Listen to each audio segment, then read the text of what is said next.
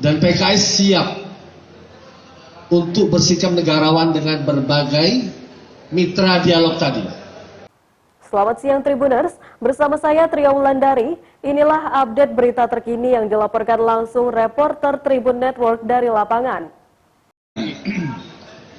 Sekaligus jubir Pak Al-Muzamil Yusuf dan Pak Mabrur,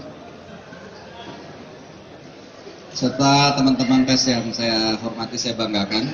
Mohon maaf tadi mengalami keterlambatan, dan beberapa rekomendasi alhamdulillah sudah dihasilkan dalam Rapimnas Partai Keadilan Sejahtera dari kemarin dan hari ini. Dan alhamdulillah dalam Rapimnas ini juga dihadiri oleh bidang badan DPP dan juga 34 DPW dari seluruh Indonesia. Saya perlu menyampaikan beberapa hasil rapat, yaitu sebagai berikut. Yang pertama, PKS akan terus membangun komunikasi secara intensif dengan partai politik lain sebagai upaya membentuk poros baru atau poros alternatif untuk selanjutnya menyepakati capres-cawapres potensial yang memiliki peluang kemenangan yang besar pada Pilpres 2024 yang akan datang, guna meningkatkan kualitas demokrasi dan menghindari polarisasi bangsa. Yang kedua, Partai Keadilan Sejahtera akan melakukan pengujian undang-undang ke Mahkamah Konstitusi terhadap pasal 222 Undang-Undang Nomor 7 Tahun 2017 tentang ambang batas syarat pengajuan mengusung pasangan calon presiden dan wakil presiden oleh gabungan partai politik sebesar 20%, yang dinilai membatasi alternatif pilihan capres-cawapres yang akan maju pada Pilpres 2024. Ketiga, merespon berbagai aspirasi dan usulan DPW PKS se-Indonesia terkait bakal calon presiden dan calon wakil presiden, DPP PKS mengusulkan nama-nama bakal capres dan cawapres kepada Majelis Syuro PKS, karena ranahnya memang ranah Majelis Syuro, baik dari kalangan internal maupun eksternal PKS, dengan kriteria sebagai berikut. A. Memiliki integritas dan rekam jejak yang baik. Ya, satu itu. Yang kedua, berjiwa nasionalis dan religius. Tiga, mendapatkan dukungan rakyat yang tinggi. Keempat, memiliki pengalaman dan kemampuan untuk memimpin dalam menyelesaikan berbagai persoalan bangsa. Yang kelima, berkomitmen untuk menyatukan seluruh komponen anak bangsa. Dan yang keenam, berkomitmen melayani rakyat. Itu jadi kriteria calon pemimpin ke depan yang PKS inginkan. Dan keempat, hasil Rapimnas ini mencermati perkembangan ekonomi global yang semakin memburuk akibat ancaman stagflasi, inflasi tinggi dan pertumbuhan ekonomi rendah yang berpotensi memperburuk ekonomi Indonesia. DPP PKS menugaskan fraksi PKS DPR RI untuk memperjuangkan kebijakan-kebijakan yang berpihak kepada rakyat, serta mendesak pemerintah untuk menjamin ketersediaan dan penurunan harga BBM, listrik, minyak goreng, dan kebutuhan pokok lainnya yang terjangkau oleh rakyat. Demikianlah beberapa pokok-pokok poin-poin yang dihasilkan dalam Rapimnas dalam kesempatan 2 hari ini. Terima kasih atas segala perhatiannya. Baik, ya teman-teman ada mau tanya?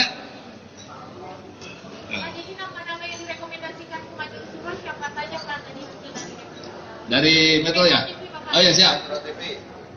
Baik, terkait dengan nama, tadi sebetulnya sudah menjadi ranahnya nanti ranah Majelis Syuro, tapi saya persilahkan Ketua DPP Bidang Polhukam mungkin kalau ada penjelasan yang terkait dengan ini.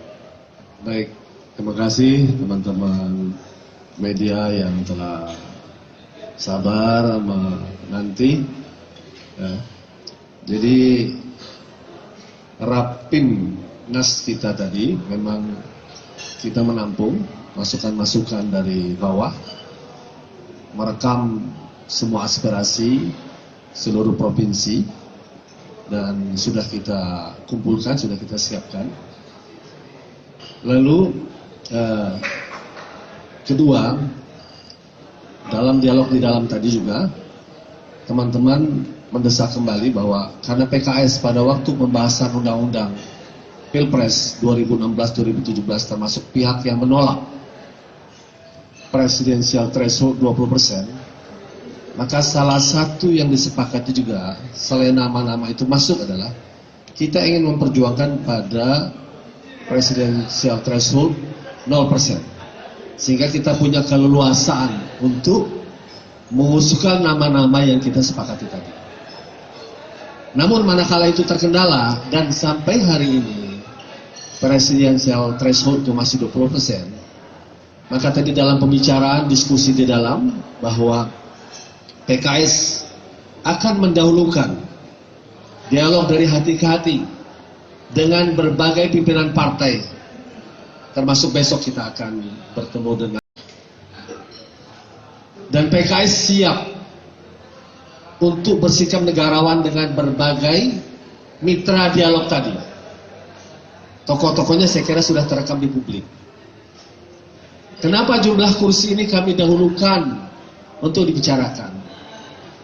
Karena di antara partai-partai yang ada di DPR saat ini, hanya dua partai yang berada di luar pemerintahan, PKS dan Demokrat. Kami ingin memastikan bahwa mitra koalisi kami, ya, nanti yang sekarang mereka berada dalam pemerintahan, tidak ada constraint untuk berkoalisi dengan kami. Ya. Karena sekali lagi situasi politik saat ini bisa saja ada hal-hal tertentu yang mereka ingin sampaikan kepada PKS terkait dengan koalisi capres ke depan. Sehingga di dalam pertemuan tadi yang diamanatkan kepada kami, satu, mendahulukan dialog pembentukan 20 kursi itu terpenuhi, 20% presidensial terpenuhi.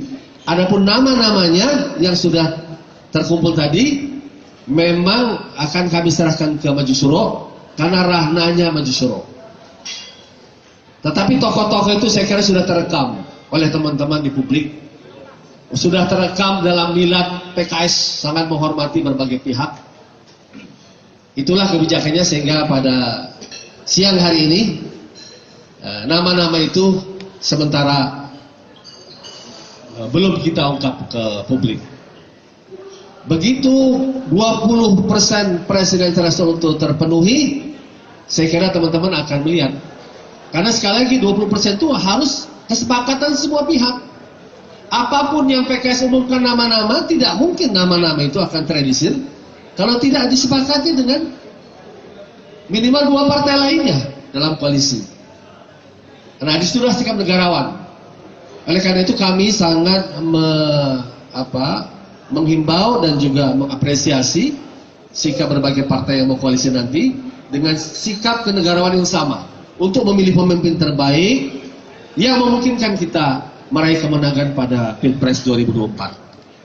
Saya kira itu penjelasannya. Oke, silakan Mas.